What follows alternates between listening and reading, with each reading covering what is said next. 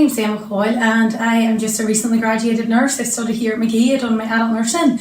While I was here as well, I also done the age ward activities. So as a requirement you had to do 4. Over my time period that I was here, I'd done the 12. So one of the activities that I done was the work experience builder one.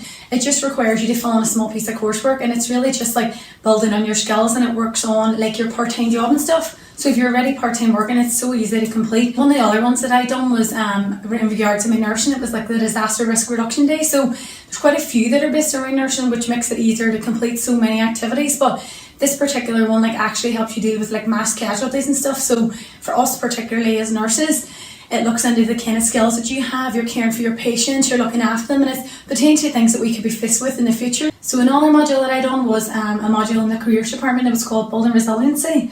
So I done that just because like any workplace, being resilient is really important, and being personal in your personal life as well, it's also really important. So particularly as a nurse, I felt that it was a skill that I really needed to work on, and a skill that would actually help me in the future and help me care for patients more so, and just look after your own personal health and well-being as well, because that's like a fundamental part of being a nurse as well, as look after your patients. So that was the reason why I done that one, and I feel like building resiliency would be important in any actual job that somebody goes into.